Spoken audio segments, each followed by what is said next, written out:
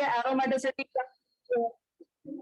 Aromaticity अगर आपको check करना है तो सबसे पहले तो बेटा आपको एरोमेटिसिटी चेक करने के लिए याद रखना है कि रिंग वाले कंपाउंड ही एरोमेटिक हो सकते हैं, रिंग वाले कंपाउंड ही एरोमेटिक हो सकते हैं।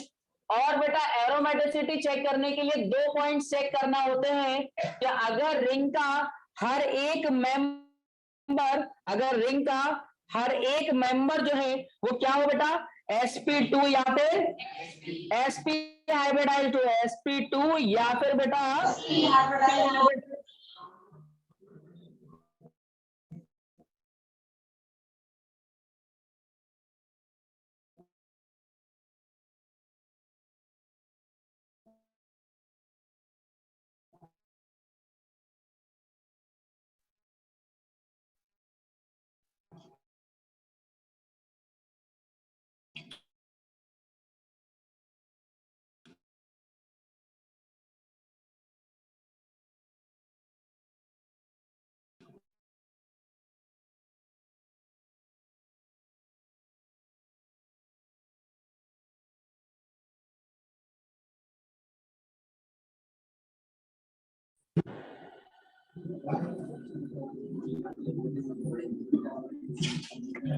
देखो, तो बेटा मैं आपको ये बता रहा था कि अगर आपको ये चेक करना है कि गिवन कंपाउंड एरोमेटिक है या नहीं है, गिवन कंपाउंड बेटा एरोमेटिक है या नहीं है, तो आपको 2 रूल चेक करना पड़ते हैं। एक तो बेटा आपको ये चेक करना पड़ेगा कि ये कंपाउंड जो हमको दिया है उसमें जो भी रिंग के मेंबर्ड हैं, जो भी बेटा रिंग वाले मेंबर्ड हैं, रिंग के जो भी मेंबर्ड हैं वो बेटा कैसे होना चाहिए, sp या फिर sp2 हाइब्रिडाइज्ड होना चाहिए।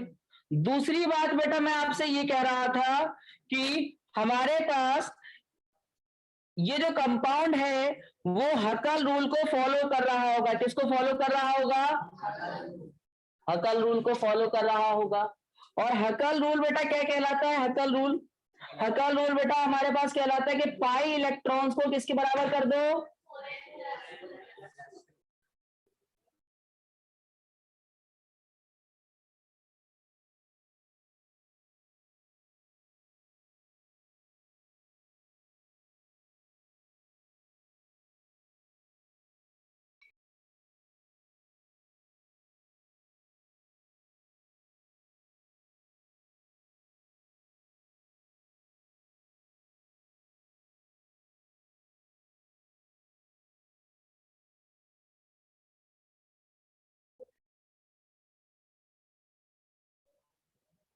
हकल रूल के लिए बेटा नंबर ऑफ पाई इलेक्ट्रॉन किसके बराबर होने चाहिए,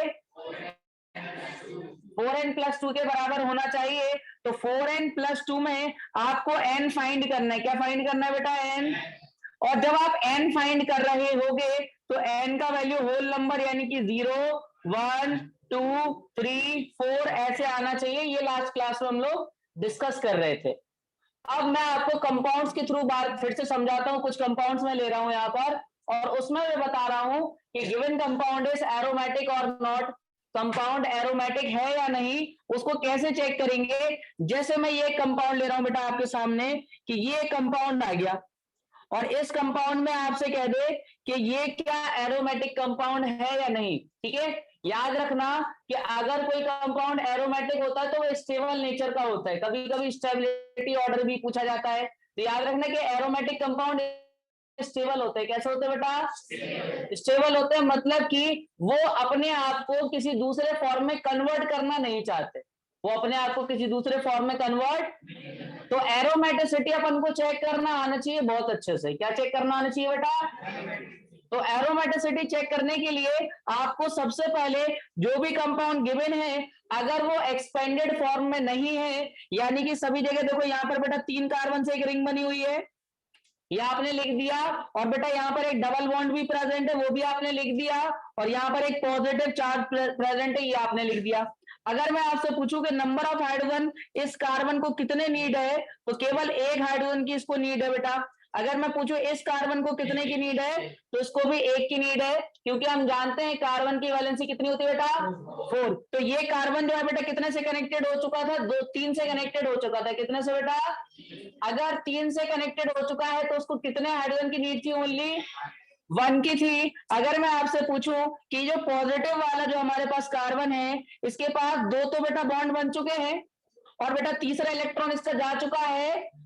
भाई पॉजिटिव चार्ज का मतलब होता है 1 इलेक्ट्रॉन वहां से, तो टोटल कितने इलेक्ट्रॉन होते हैं कार्बन पे, 4 होते हैं। कितने बचे बेटा, केवल यहाँ पर 1 बचा, यानी कि केवल इसको 1 हाइड्रोजन की नीड है। बात समझ आई क्या, केवल इसको 1 हाइड्रोजन की नीड है। ये पॉइंट सबको क्लियर हुआ कि यहाँ पर केवल 1 ही हाइड्रोजन की नीड थी, क्योंकि कार्बन यहाँ पर ये वाला जो कार्बन है ये 2 बॉन्डिंग तो बना चुका था, और साथ साथ में इस पे एक पॉजिटिव चार्ज था, यानी इसके 3 इलेक्ट्रॉन यूज हो चुके थे, और चौथा इलेक्ट्रॉन जो बचा है वो हाइड्रोजन के साथ बॉन्ड बना के अपनी वैलेंसी कंप्लीट कर लेगा। बात समझ में आ गई। अब मैं अगर आपसे पूछूं कि सिग्मा बॉन्ड कितने हैं, तो आप कहोगे सिग्मा सिग्मा सिग्मा, यहां पर भी सिग्मा, यहां पर भी सिग्मा, यहां पर भी सिग्मा। ये आपने सिग्मा बना लिए। जब आपके पास सिग्मा बन जाएंगे, तब मैं अगर आपसे पूछूं कि इस कार्बन के सराउंडिंग में कितने सिग्मा है, तो आप क्या बोलोगे बेटा, 3 बोलोगे।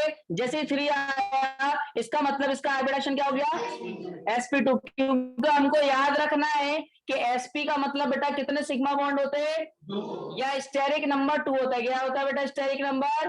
और sp2 में कितना होता है बेटा, और बेटा हमारे पास sp2 में आपके पास 3 आ गया, और sp3 में बेटा क्या होता है, ये 4 होता है। बस यही चलते रहिए बेटा, हमारा sp2, और क्या चलेगा। इसके अलावा ऑर्गेनिक के अंदर कोई और हाइब्रिडेशन आने वाला, तो केवल कितने आ रहे हैं बेटा, ओनली 3 आ रहे हैं। तो उसके लिए अपन को क्या चाहिए, स्टेरिक नंबर चाहिए। क्या चाहिए बेटा, और स्टेरिक नंबर इक्वल टू क्या होता है, number of sigma bond, number of plus साथ में, अगर आपने सिग्मा बॉन्ड और लोन पेयर को काउंट कर लिया तो आप क्या निकालोगे, और अगर स्टेरिक नंबर मिल गया तो आप क्या निकाल लोगे, हाइब्रिडेशन निकाल लोगे। क्या निकाल लोगे बेटा, तो हाइब्रिडेशन के लिए आपको याद रखना पड़ेगा, अगर 2 आएगा तो फिर 3 आएगा तो, और 4 आ गया तो। जैसे इस वाले कार्बन की अगर मैं पूछूं, तो इसमें सिग्मा बॉन्ड कितने दिखाई दे रहे हैं इसके पास, 1 2 3, कितने दिखाई दे रहे हैं बेटा, ये 3 दिखाई दे रहे हैं। तो इसमें टोटल 3 हो गए, यानी कौन सा हाइब्रिडेशन, शाबाश बेटा। ऊपर वाले में बताओ कितना होगा इस कार्बन का बेटा हाइब्रिडेशन, sp, क्यों, क्योंकि बेटा ये सिग्मा और ऊपर वाला भी, टोटल सिग्मा कितने हो गए बच्चों, 3 सिग्मा हो गए, यानी कि हाइब्रिडेशन। तो बेटा पहला वाला ये जो पॉइंट मैंने कहा है, जो आपको चेक करना है कि रिंग का जितना भी मेंबर है, रिंग के अंदर जो रिंग फॉर्म कर रहे हैं, उनका हाइब्रिडेशन क्या होना चाहिए, sp या फिर। बात समझ आ गई क्या बेटा, sp भी हो सकता है, या sp या sp2, मतलब एक ही के अंदर sp2 के साथ sp चलेगा, बट sp3 नहीं चल पाएगा। ठीक है, या पूरे के पूरे sp हो, या पूरे के पूरे sp2 हो, या कॉम्बिनेशन में हो, एक sp निकल जाए दूसरा sp2 निकल जाए, बट ऐसा ना हो कि सारे के सारे में कोई भी एक ऐसा मिल जाए जिसमें sp3 आ जाए। अगर sp3 आ गया तो समझ लो कि वो हमारे एरोमेटिक नहीं है। तो बेटा पहला रूल इसमें फुलफिल हो गया, दैट इज के रिंग का हर एक मेंबर जो है वो क्या कैसा हाइब्रिडाइज है बेटा, sp2 हाइब्रिडाइज है। कैसा हाइब्रिडाइज है बेटा, ये अगर ये sp2 हाइब्रिडाइज है, तो इस केस में ध्यान से समझना इस बात को बेटा, इस केस में आपको नंबर 2 रूल लगाना पड़ेगा, दैट इज हकल रूल। क्या लगाना पड़ेगा बेटा, जब आप हकल रूल लगाओगे, तब बेटा हकल रूल को आप किसके इक्वल रखोगे, 4n+2 equal to number of pi electron, equal to number of, और यहाँ पर आपको क्या कैलकुलेट करना है, n। क्या कैलकुलेट करना है, n। और पाई इलेक्ट्रॉन्स की क्वांटिटी आपको कहां से मिलने वाली है, पाई बॉन्ड से। किससे मिलेगी बेटा, यहाँ पर कोई लोन पेयर, केवल क्या है बेटा, अगर यहाँ पर पाई बॉन्ड है बच्चा, तो यहाँ पर मैं आपसे पूछूं कि पाई इलेक्ट्रॉन्स की क्वांटिटी कितनी हो गई, कितनी हो गई बेटा, क्योंकि एक पाई बॉन्ड 2 इलेक्ट्रॉन रखता है, एक पाई बॉन्ड 2 पाई इलेक्ट्रॉन रखता है, एक पाई बॉन्ड 2 पाई इलेक्ट्रॉन रखता है। तो यहाँ पर कितने पाई इलेक्ट्रॉन हो गए बेटा, तो 4n+2 इक्वल टू कितना आ गया बेटा, 2 से 2, 4n इक्वल टू कितना आ गया, n का वैल्यू कितना आया, क्या ये हकल नंबर में आया, अगर ये हकल नंबर में आया मतलब ये हकल रूल को फॉलो, अगर ये दोनों रूल को फुलफिल कर रहा है तो ये कंपाउंड क्या हो गया बेटा? क्या बात समझ में आ गई? कई बार बेटा आपको 3-4 कंपाउंड लिख के दे दिए जाते हैं ऑब्जेक्टिव क्वेश्चन में और आपसे डायरेक्टली पूछा जाता है कि इनमें से कौन कौन से कंपाउंड एरोमेटिक होंगे, फिर ऑप्शन बनाए जाते हैं पहला, दूसरा, पहला, तीसरा। तो इस तरह के आप क्वेश्चन कर लोगे। क्या बात समझ आ गई बच्चों? मैं नेक्स्ट वाला कंपाउंड आपको दूंगा, जल्दी से आप इसको नोट कर लो। नेक्स्ट कंपाउंड मैं आपको दे रहा हूं चेक करने के लिए, डू फास्ट।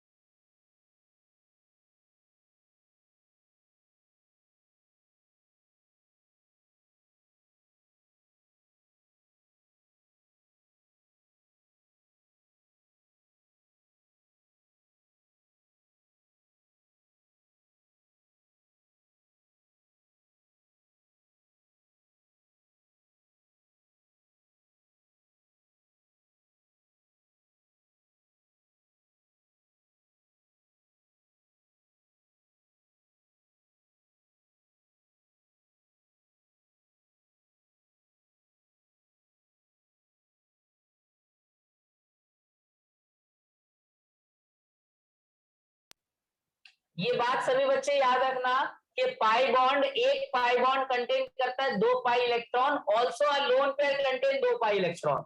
लोन पेयर को भी आपको काउंटिंग में लेना है पाई इलेक्ट्रॉन्स की, और बेटा आपको पाई बॉन्ड को भी काउंटिंग में लेना है पाई इलेक्ट्रॉन्स की। ठीक है? जैसे अगर मैं आपसे डायरेक्टली पूछूं कि डबल बॉन्ड है तो कितने पाई इलेक्ट्रॉन? 2। और ट्रिपल बॉन्ड में पाई इलेक्ट्रॉन, क्योंकि वो कितने पाई बॉन्ड कंटेन करता है?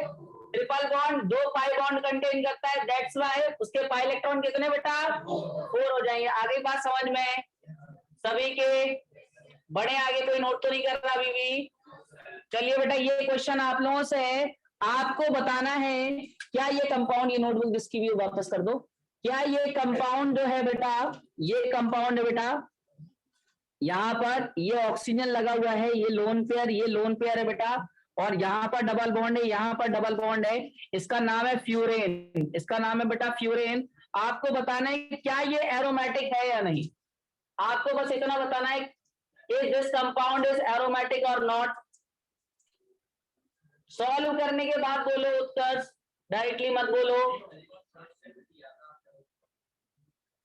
चेक किया तुमने?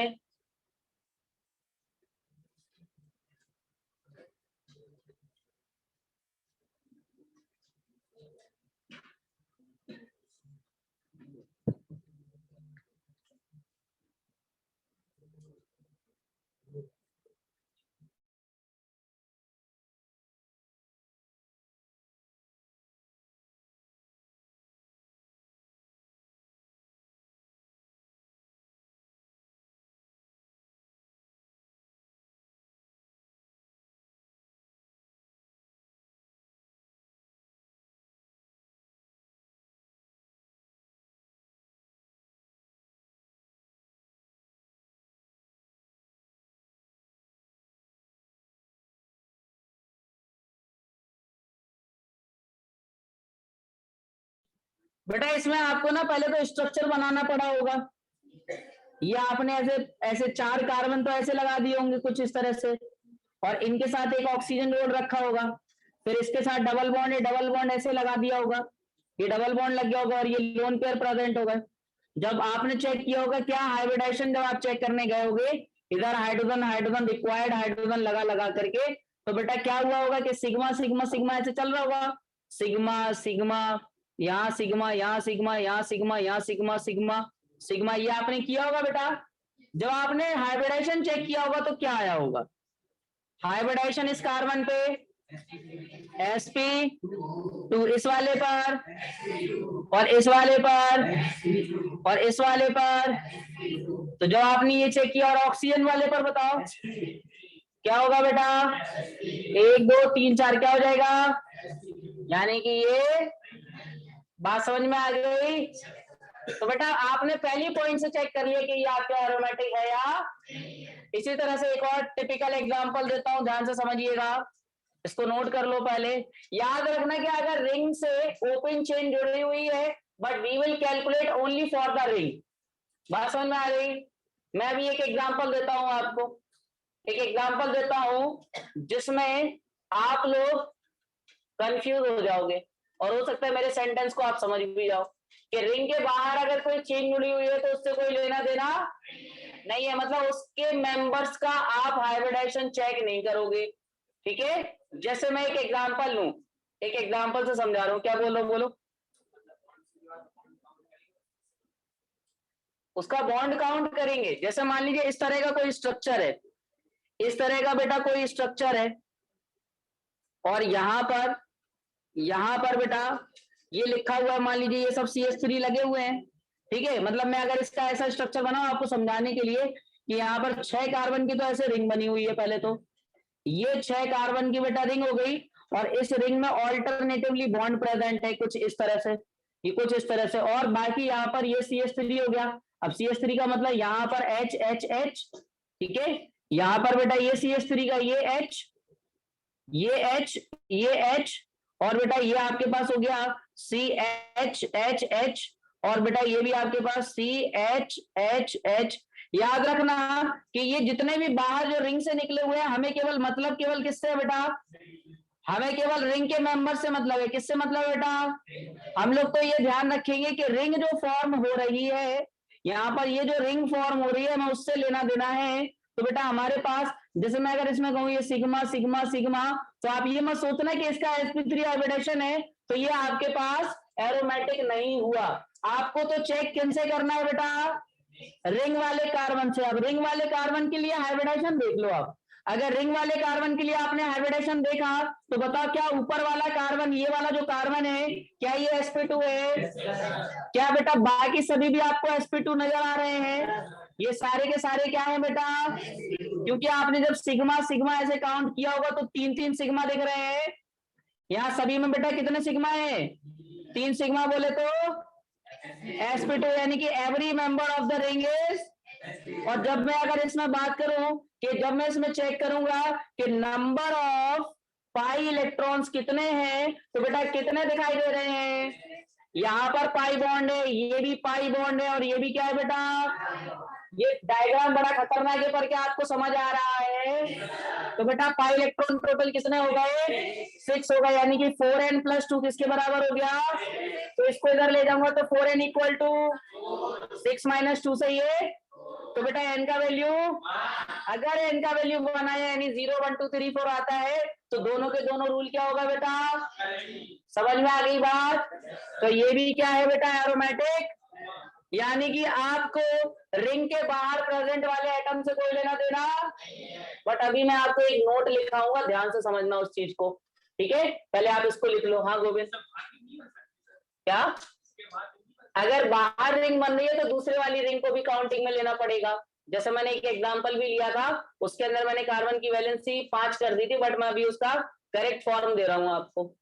ठीक है, फिर मैं आपसे करवा रहा हूं उसी को। हाँ इसमें बोलो, हाँ उसके भी पाई बॉन्ड आपको काउंट काउंट करना पड़ेंगे।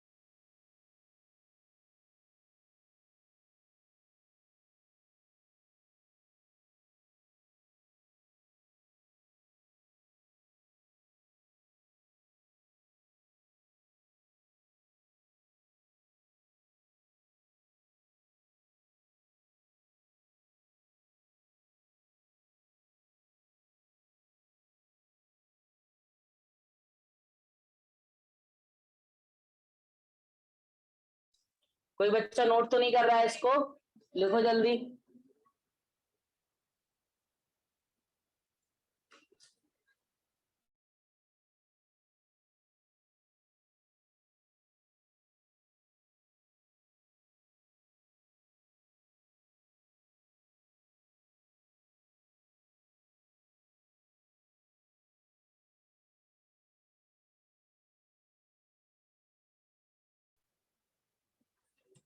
इस संडे को आप लोग की ऑर्गेनिक की एक्स्ट्रा क्लास रहेगी मॉर्निंग में, ठीक है?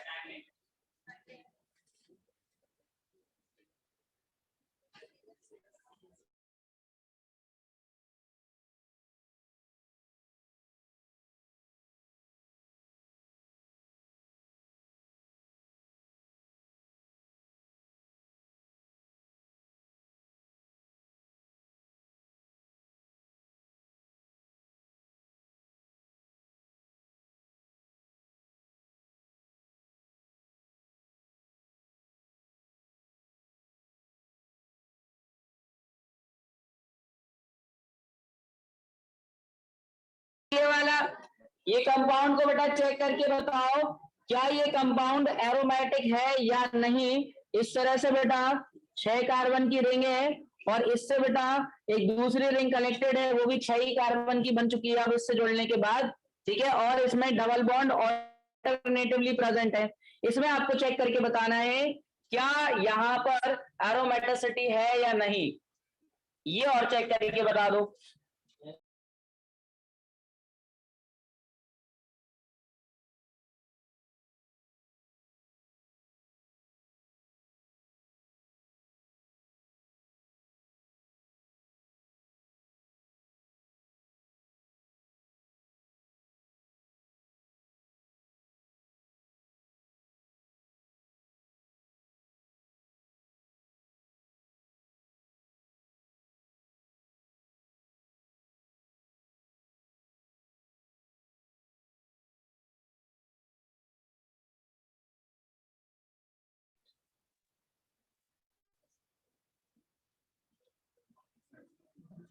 अभी 2-3 टॉपिक और पढ़ाऊंगा, उसके बाद IUPAC स्टार्ट होगी।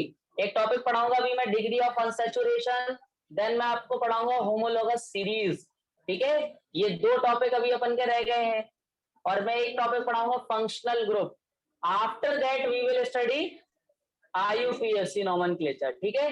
वो भी काफी बड़ा टॉपिक रहेगा। मतलब 11th में हाइड्रोकार्बन है, बट हम लोग 12th की भी पूरे कंप्लीट कर लेंगे, 11 प्लस 12 एक साथ।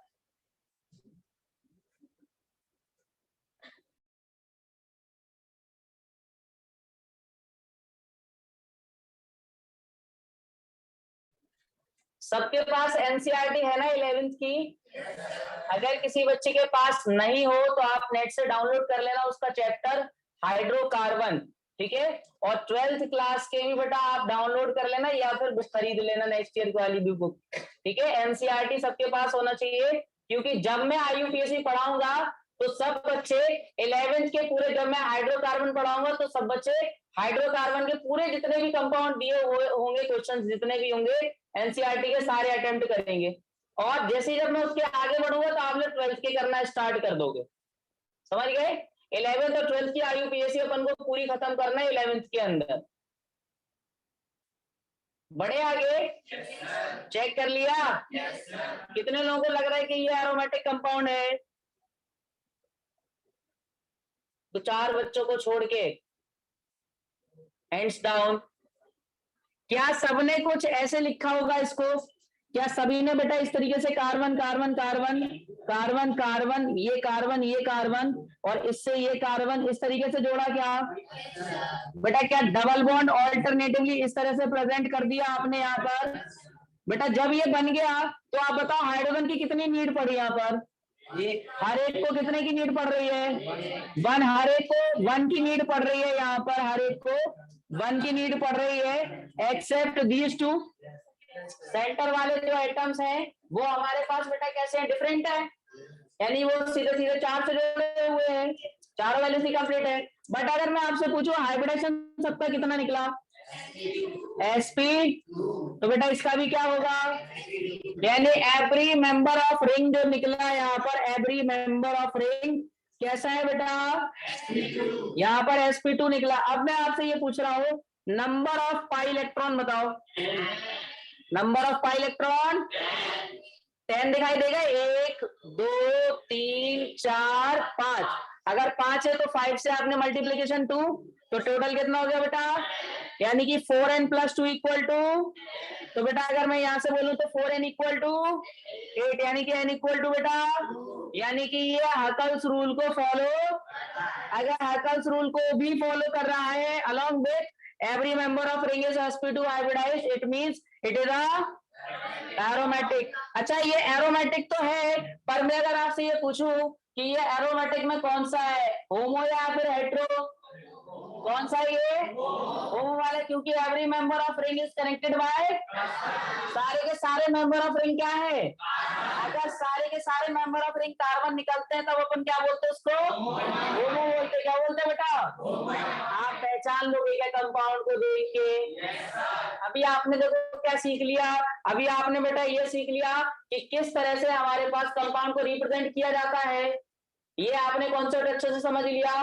दूसरा आपने ये समझ लिया कि आपको पहचानना आ गया कि कौन सा कंपाउंड कौन सी कैटेगरी का होगा, समझ आ रहा। अभी मैं यहाँ पर एक टॉपिक को स्किप कर रहा हूँ, दैट इज एलिफेटिक। क्या क्या स्किप कर रहा हूँ बेटा, बट सभी बच्चों को याद रखना है कि जब मैं IUPAC स्टार्ट करूंगा, क्या स्टार्ट करूंगा बेटा, तो IUPAC स्टार्ट करने से पहले सब बच्चे मुझसे क्या पूछेंगे, एलिफेटिक के बारे में पूछेंगे। क्या पूछेंगे बेटा, एलिफेटिक के बारे में पूछेंगे। बट मैं यहाँ पर आपको एक कॉन्सेप्ट, एक नया कॉन्सेप्ट सिखा रहा हूँ, that is degree of unsaturation. क्या सिखा रहा हूँ बेटा, डिग्री ऑफ अनसैचुरेशन भी एक बेसिक कॉन्सेप्ट है। इसको बेटा एक और नाम से जानते हैं, DU के नाम शॉर्टकट में बोलेंगे। इसी को बेटा हम लोग बोलते हैं हाइड्रोजन डेफिशिएंसी इंडेक्स। क्या बोलते बेटा, इंडेक्स यानी HDI। क्या बोलते बेटा इसको, HDI शॉर्ट में अपन बोलेंगे। और एक और इसी का टर्म है बेटा, that is double bond equivalence. क्या वर्ड है बेटा इसके लिए, तो ये 3 नामों से जाना जाता है। कितने नामों से बेटा, 3 हमारे पास, DBE, इसको क्या बोलते हैं बेटा, DB, या तो DU निकाल लो, HDI निकाल लो, DB निकाल लो, सबके सब क्या है बेटा, सेम है। बट इसकी अभी मैं आपको 2 डेफिनेशन बताऊंगा। पहली डेफिनेशन ध्यान से समझना, और दूसरी फंडामेंटल डेफिनेशन होगी जो आपको एक्सेप्शनल केसेस में हेल्प करेगी। ठीक है, पहले तो मैं आपको ये बताता हूं, जैसे मान लीजिए आपके सामने बेटा ये लिखा हुआ है, आपके सामने बेटा लिखा हुआ है C3H6। तो मैं अगर आपसे ये पूछूं क्या ये सैचुरेटेड है या अनसैचुरेटेड है, क्या है ये, आप बोलो हाथ उठाए जिनको अनसैचुरेटेड लग रहा है, अनसैचुरेटेड लग रहा है। सैचुरेशन का मतलब ओनली सिंगल बॉन्ड, अनसैचुरेशन का मतलब डबल और triple bond. Alkane alkene alkyne के फॉर्मूले भी पढ़े थे। तो बेटा मेरा क्वेश्चन ये, क्या ये सैचुरेटेड है या अनसैचुरेटेड, कितने लोगों को लग रहा है अनसैचुरेटेड है, कितने लोगों को लग रहा है अनसैचुरेटेड है, शाबाश, वेरी गुड बच्चों, हैंड्स डाउन। आप सब लोगों ने दिमाग एल्कीन पे लगाया, एल्कीन का फॉर्मूला CnH2n होता है। बेटा ध्यान से समझना, अगर मैं इसको ऐसे बना दूं C और यहाँ पर H2, क्या कार्बन की सभी वैलेंसी कंप्लीट है, क्या कार्बन की सभी वैलेंसी कंप्लीट है, क्या यहाँ पर कोई डबल बॉन्ड आया, क्या यहाँ पर हाइड्रोजन बैलेंस है, 6 के 6 हाइड्रोजन है, क्या ये सैचुरेटेड है, ये अभी किस स्टेट में है, सैचुरेटेड में, किसमें बेटा, तो देख करके आप सैचुरेटेड अनसैचुरेटेड के बारे में अंदाजा, बात समझ में आ रही है, यानी कि आप थोड़ा सा कुछ नई चीज सीखने जा रहे हो, जिसमें आपको ये समझना पड़ेगा कि किसी पर्टिकुलर मॉलिक्यूलर फॉर्मूला के कितने पॉसिबल स्ट्रक्चर हो सकते हैं। आप क्या सीखने जा रहे हो बेटा, पॉसिबल स्ट्रक्चर्स के बारे में। जब आप लोग आइसोमेरिज्म पढ़ोगे वहां पर केवल और केवल एक चीज की नीड पड़ेगी, that is DU, that is NCERT class 12 का क्वेश्चन आप इधर पे करने वाले हो अभी। ठीक है, किस कॉन्सेप्ट से करोगे बेटा, DU आपको हेल्प करेगा नंबर ऑफ पॉसिबल स्ट्रक्चर बनाने में, किसमें बेटा, अब बेटा नंबर ऑफ पॉसिबल स्ट्रक्चर बनाने में ये हेल्प करेगा, बट मैं अगर इसकी एक आपको डेफिनेशन बताऊं तो बेटा आप डेफिनेशन ये कह सकते हो कि किसी अनसैचुरेटेड कंपाउंड में कितने number of H2 molecules provide किए जाए, कितने number of H2 molecules provide किए जाए कि वो सैचुरेटेड में चला जाए। क्या किस में चला जाए बेटा? इसी चीज को अपन बोलते हैं ड्यू। क्या बोलते हैं बेटा? ड्यू इज बेसिकली कितने number of H2 which is provide to unsaturated compound to form saturated compound. उस H2 की क्वांटिटी को अपन क्या बोलते हैं बेटा? ड्यू बोलते हैं। क्या बोलते हैं बेटा? अभी नोट नहीं करना, ध्यान से इस बात को समझना कि ड्यू के दो फॉर्मूले, ड्यू के बेटा दो फॉर्मूले। अगर मैं ड्यू के फॉर्मूले की बात करूं तो ड्यू के दो जो फॉर्मूले हैं इसको हम लोग दो केसेस में पढ़ेंगे। केस नंबर फर्स्ट में हम लोग सीखेंगे कि अगर मॉलिक्यूलर फॉर्मूला गिवन है, क्या गिवन है बेटा? अगर मॉलिक्यूलर फॉर्मूला हमको गिवन है तब हम लोग फॉर्मूले लगाएंगे du equal to number of carbon atom plus 1, number of carbon atom plus minus number of hydrogen atom plus halogen atom, halogen मतलब fluorine chlorine, minus number of nitrogen atom, minus number of upon कितना बेटा? 2। तो बेटा इससे क्या निकल आएगा? बात समझ में आई क्या बेटा? ध्यान से समझ लो कि यहाँ पर मोनोवैलेंट जो थे, मोनोवैलेंट कौन दिखाई दे रहे हैं यहाँ पर? Hydrogen and halogen, hydrogen and ये क्या है? मोनोवैलेंट जिसकी वैलेंसी कितनी है बेटा? 1। हाँ पूछो रोहन, क्या पूछ रहे हो? du equal to number of carbon atom plus 1 minus number of hydrogen plus halogen minus nitrogen upon 2। Simple सा फॉर्मूला लिखा हुआ है सामने।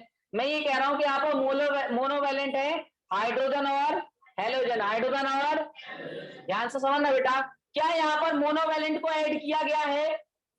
क्या यहाँ पर जो नाइट्रोजन जो है वो क्या है बेटा? ट्राईवैलेंट है। क्या बेटा इसको सब्ट्रैक्ट किया गया है फॉर्मूले में? और अगर मैं आपसे पूछूं कि डाईवैलेंट जो थे कौन थे बेटा?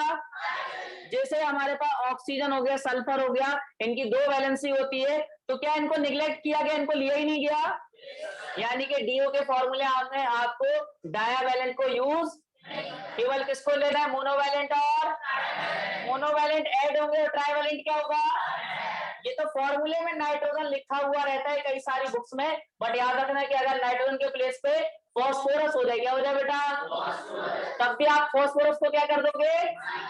और बेटा अगर मान लीजिए कोई आपके पास सोडियम आ जाए, क्या आ जाए बेटा? कैसा होता? मोनोवैलेंट। कैसा होता बेटा? अगर मोनोवैलेंट ये होता है तो मोनोवैलेंट को क्या करना पड़ेगा? जल्दी से नोट करो इस बात को, जल्दी से ये लिखो, डेफिनेशन खुद से लिखना कि number of H2 molecules provided to unsaturated compound to form a saturated compound। जल्दी से लिखो इस बात को।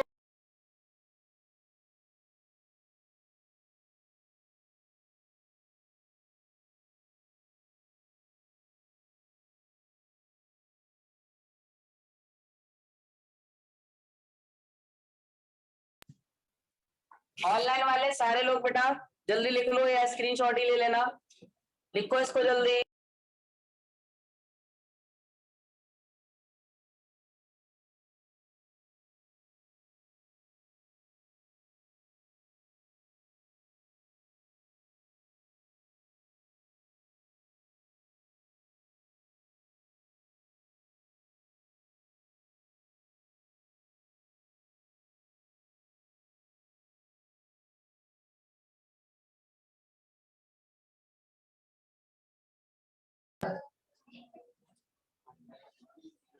हो गया एक, किसका था? 1 सेकेंड,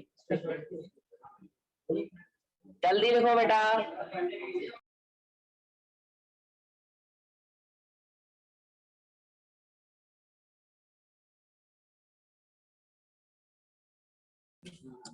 लेके आइए, इसको भी लिख लो, इसको भी लिख लो जल्दी से।